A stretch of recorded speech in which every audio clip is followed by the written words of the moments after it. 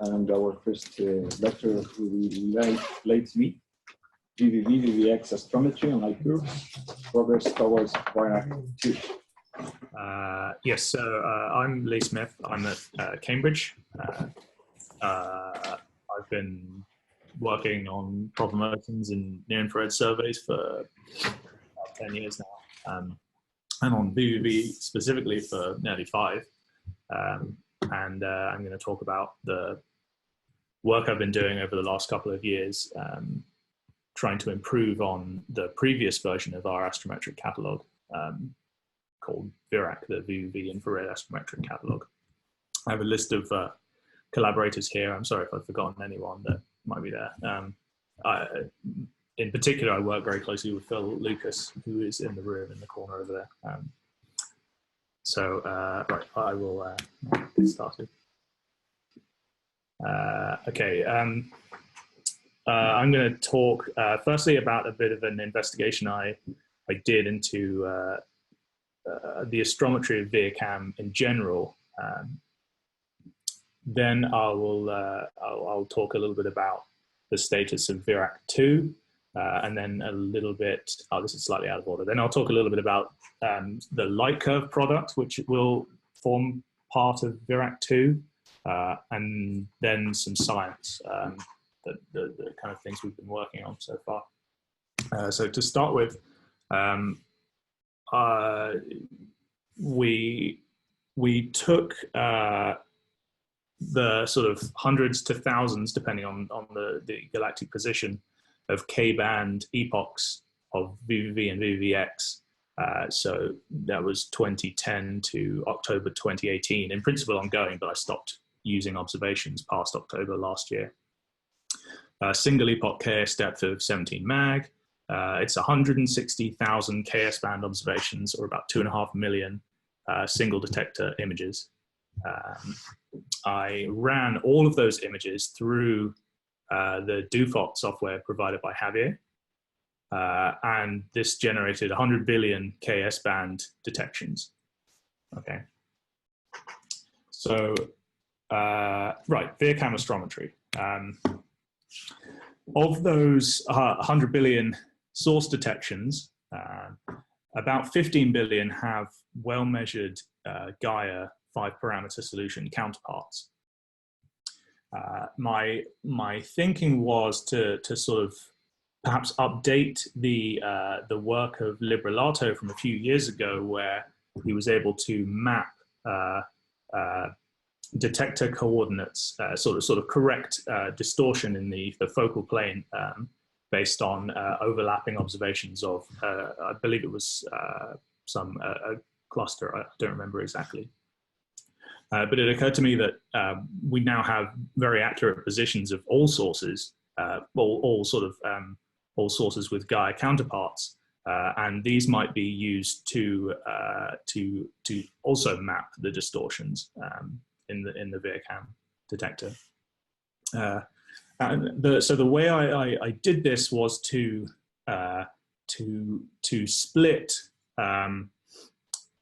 distortions into a sort of survey-wide static detector distortion, which I've described as the global distortion map. And this will this incorporates things like radial distortion and so on. It's essentially a grid of positional anchors across the detector. So you place, for example, a 50 by 50 grid across each detector, and at each grid position, you have a focal plane coordinate. And then for any position on the detector, you can interpolate between those coordinates, and you end up with a focal plane coordinate system. Excuse me.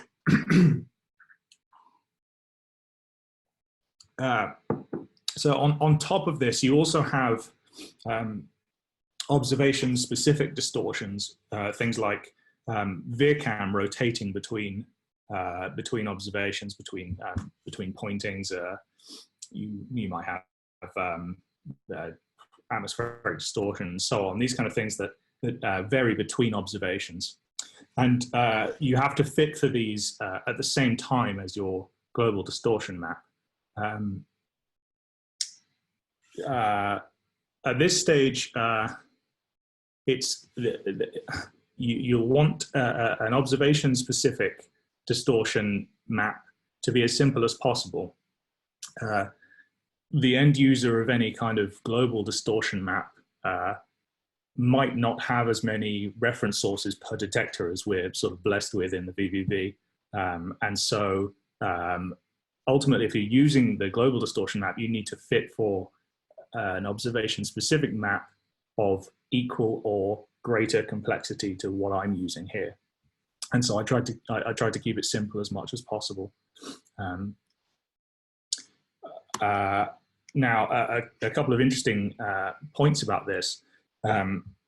If you're careful about your individual source weighting, you can actually suppress Gaia systematics at scales smaller than the survey area, which is an interesting idea. Unfortunately, when you then try to turn your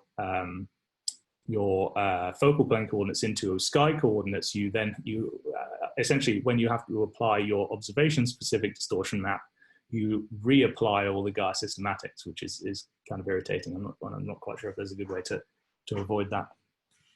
Yeah, and as I mentioned, a simpler observation-specific map is preferred at this stage. This is kind of the result of an earlier test where I think I looked at half a dozen detectors or so, and fitted a global distortion map and observation-specific distortion maps. These are the residuals. This was kind of a surprise to me that, so these are all observations from the same OB, so that it's the 6 pointings of a single tile. So they are therefore all observed within 20 minutes or something of each other. And yet there's an enormous amount of distortion even between these, right?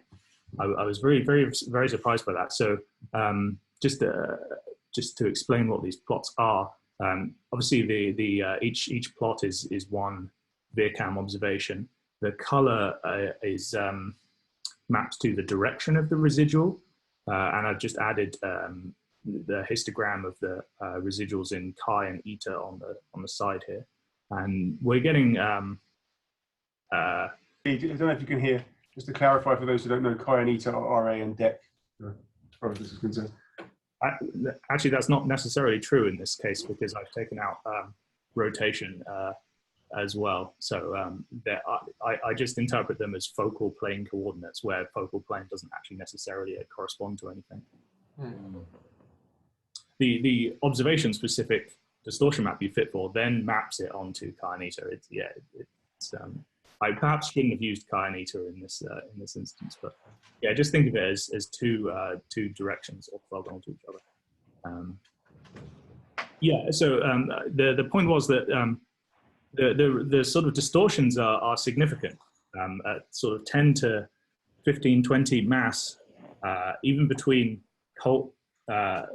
sort of consecutive observations. I was extremely surprised by this. And I don't know why that is. I don't know. I can't think of I can think of a few potential causes for this kind of instability, but as for what the real cause is, I'm not really sure. Gaia systematics might come into it, right? So you know, the global distortion map removes the systematics, but then I had to add them back in when I fit for the observation-specific systematics, the observation-specific distortion. Turbulence, atmospheric, or you know, inside Vista, or you know, inside the dome might be a cause, or vibration. I used a non-variable PSF model for my PSF fitting of the images. Sorry, for my reduction of the images, and so PSF variation across the detector might be a cause, but then that links back into turbulence. And so, yeah, I don't really know what the cause is, but I do know that it's there. And so what I take from this is that, you should fit for the most complicated astrometric sort of solution you can for any detector, given the reference sources you have available, or live with 1520 mass residuals. But you should also beware diminishing returns. So, for example, using a unique solution for every source is unnecessary, right? The solution for a source here relative to the source right next to it, they're the same for all intents and purposes. If you try and use a unique solution for every source, then you're simply wasting computational power in time.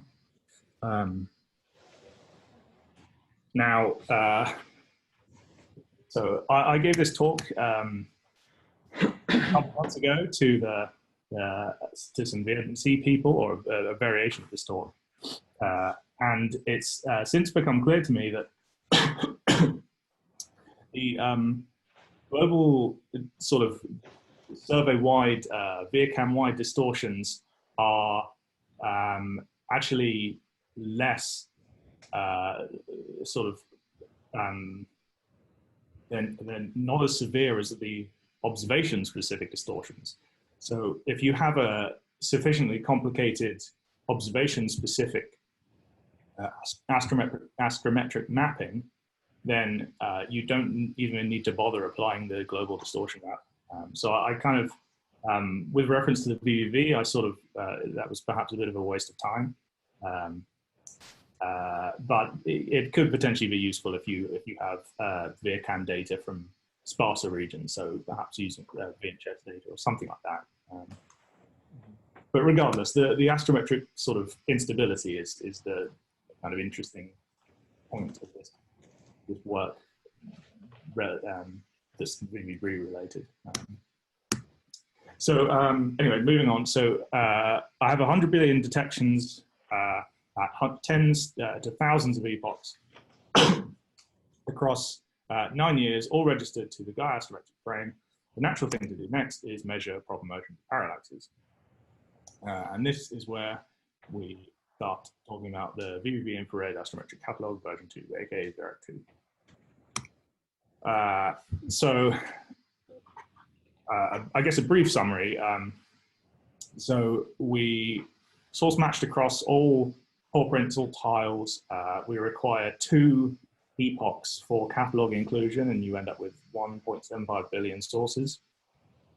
5 epochs are required for a proper motion measurement.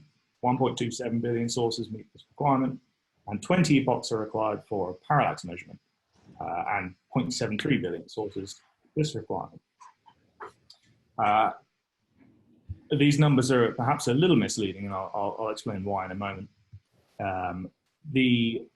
I found that inter-tile paw print astrometric solutions improved the solutions for faint sources quite a lot, actually. By I think the value was something like 40%.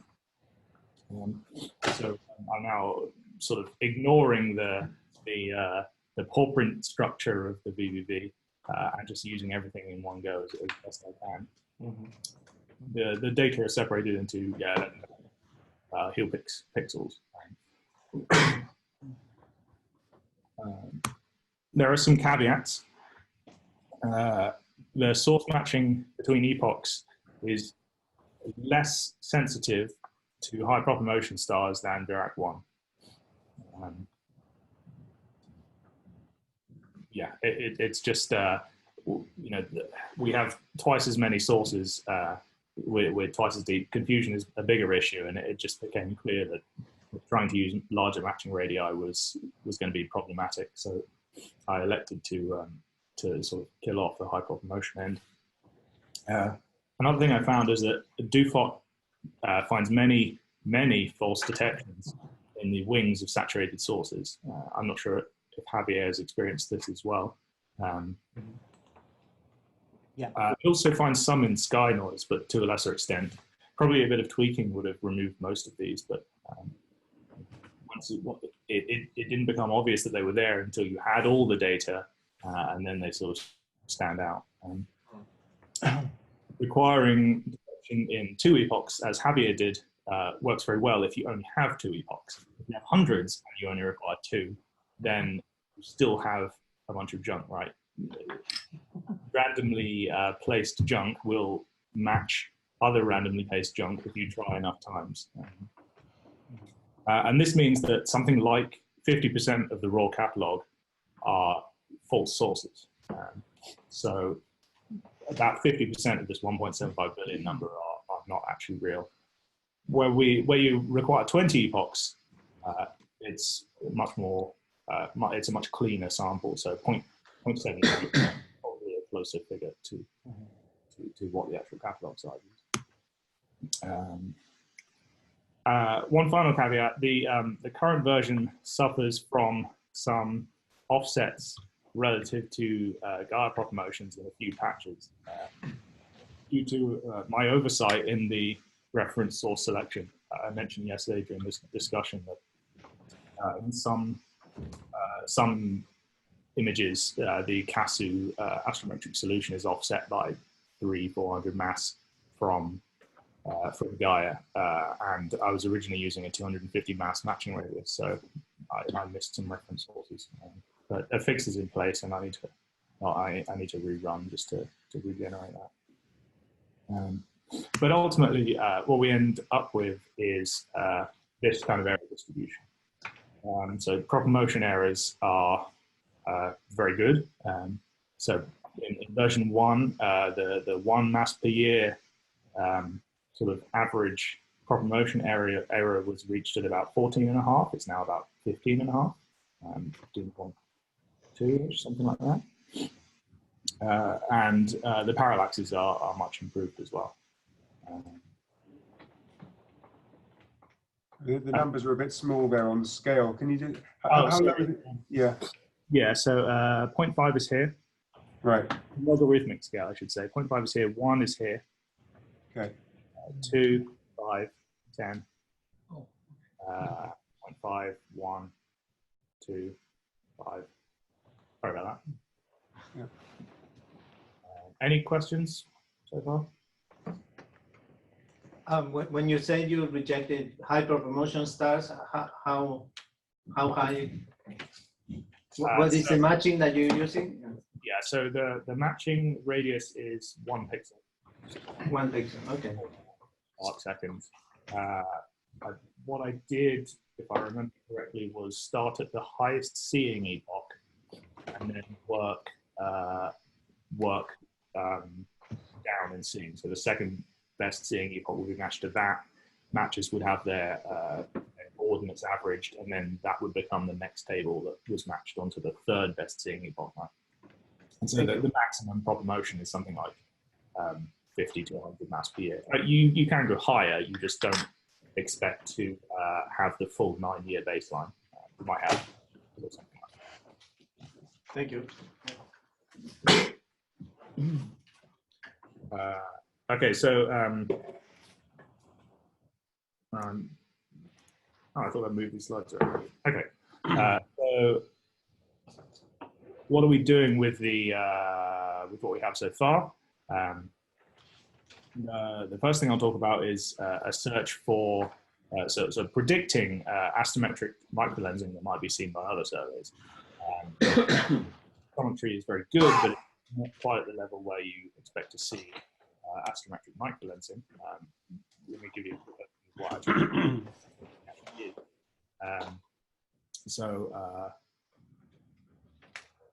As a massive object moves across the field of view of a background object, the gravitation field lenses the light, shifts the apparent position of the background source.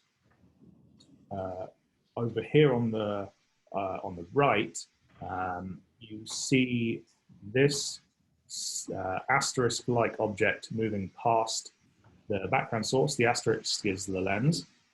The green circle is its Einstein radius, and the blue points are major and minor images of the background source, and the red point is their sort of average position. So that's what the centroid appears to do as it's lensed by the foreground source.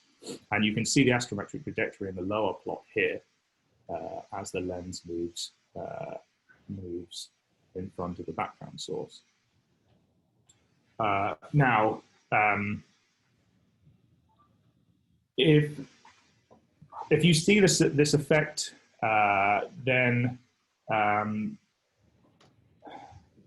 so the amplitude of this sort of deviation is a function of the several factors, but the most important one is the mass of the lens.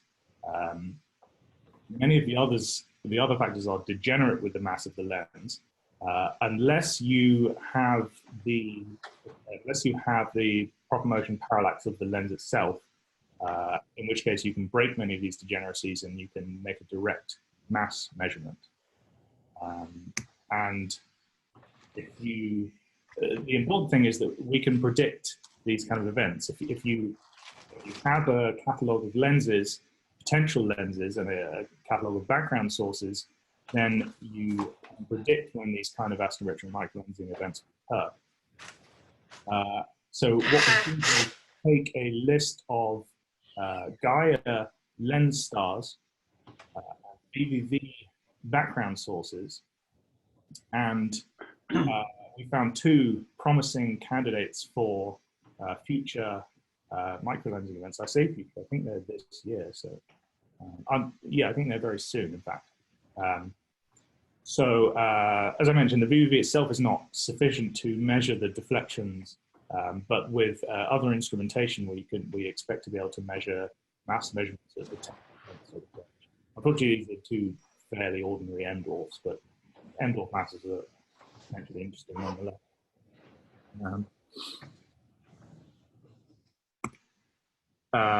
The second thing I was going to talk about is this galactic nuclear disk.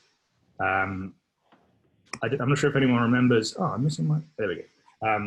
A few years ago, Schoenrich, Almer, and Sale looked at apogee data of the inner bulge, the galactic sort of nuclear region, and they had identified a 300 parsec wide, 120 kilometer per second rotational disk signature in the RV data. Here I'm just showing a sort of reproduction of what they did, and you see how RV is positive on the positive longitude side and negative on the negative longitude side, which sort of corresponds to this disk idea. And we wondered if we might also see this signature in proper motion data. And so with my office mate, Jason, we selected stars in the AGB bump at the Galactic Center and simply plotted their density, their sort of proper motion density distribution as a function of longitude. And you can sort of clearly see the disk signature. This plot on the right shows the expected signature of a 120 kilometer per second rotating disk.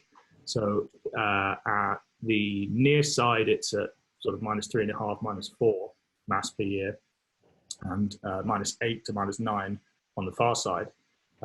We see the near side component, but not the far side. I think this can largely be explained by low source counts in the background. We select sources outside of the expected region, so up here and below here, then the signature goes away. So we're reasonably convinced this is real. So that's quite a nice result. I think there was a bit of skepticism. There certainly was from my boss at the original result, so it's nice to kind of prove it wrong.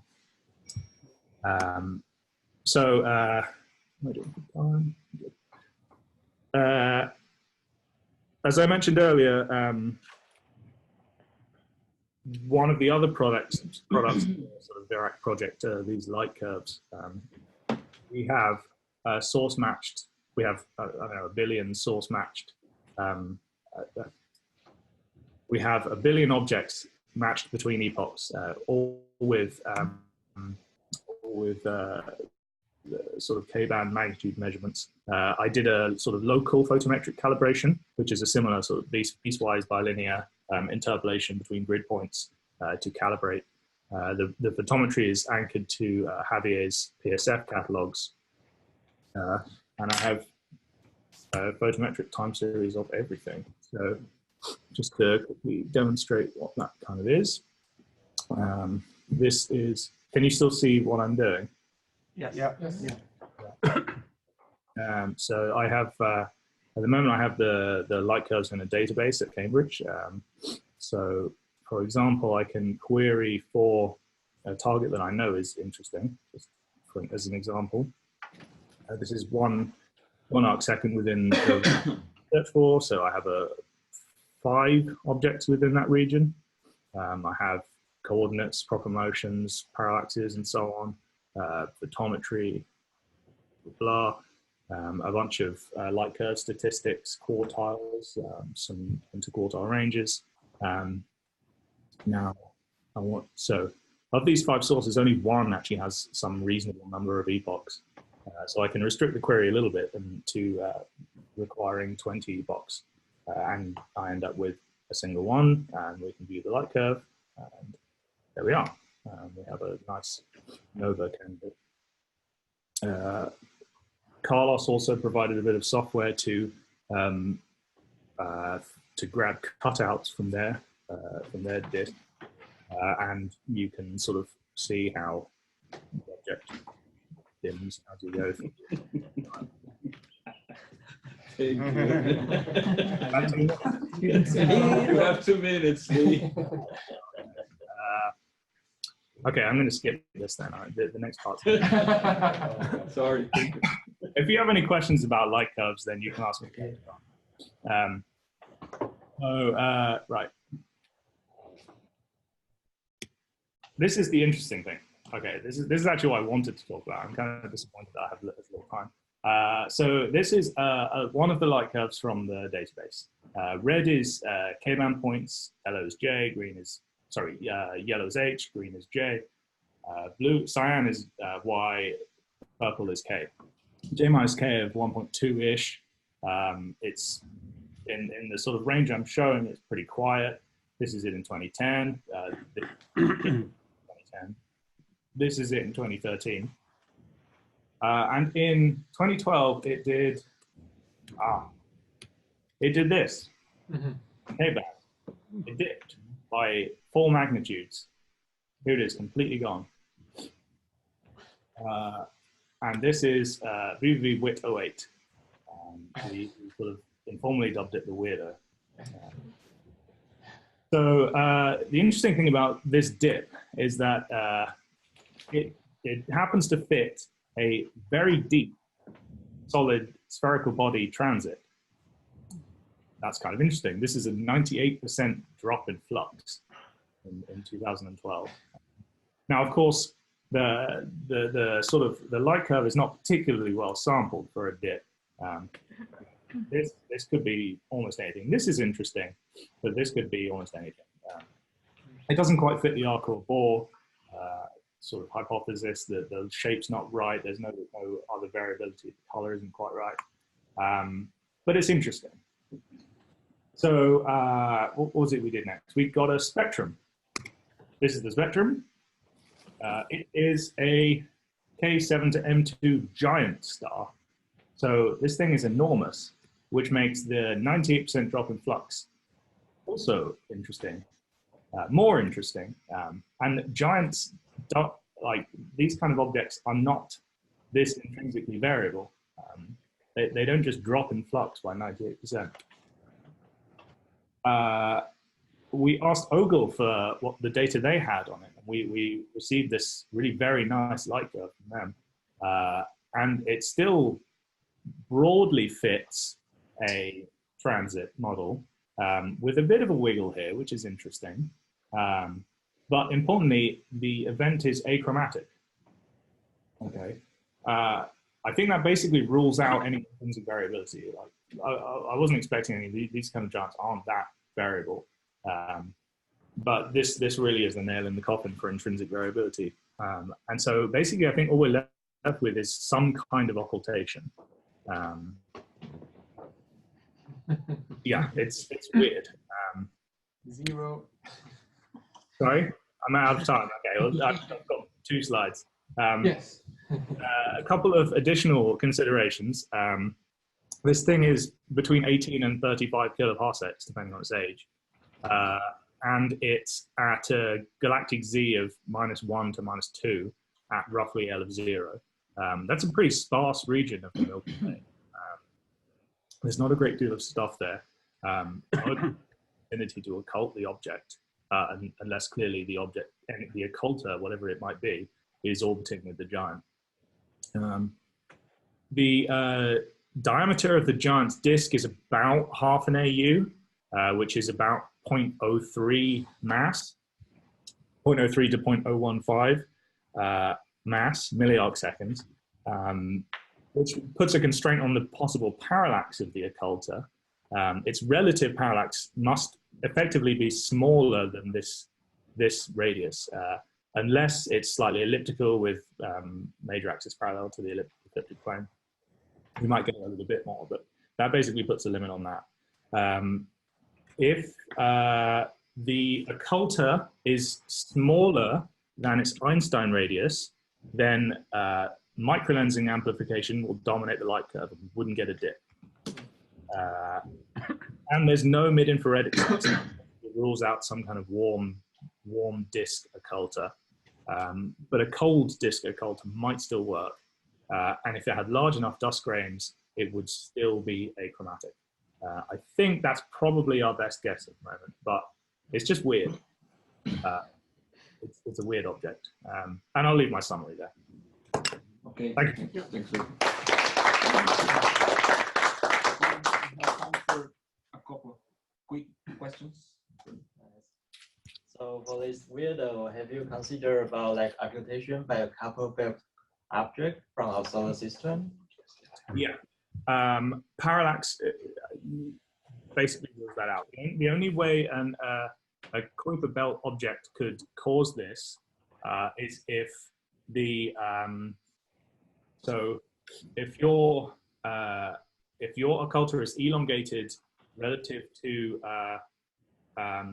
the ecliptic plane by as much as its parallax, which in Kuiper belt will be enormous, right? And narrow enough in the opposite direction that it's roughly the same angular size as the giant, then it doesn't quite work, but that's about as close as you can do. And also then you're looking at some kind of spaghetti-like thing. So it doesn't really work. Leigh.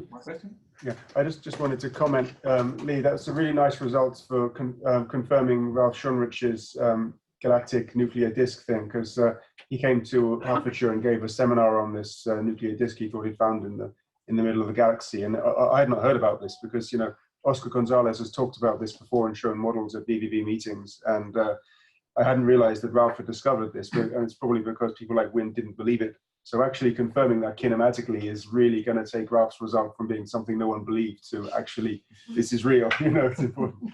Well done.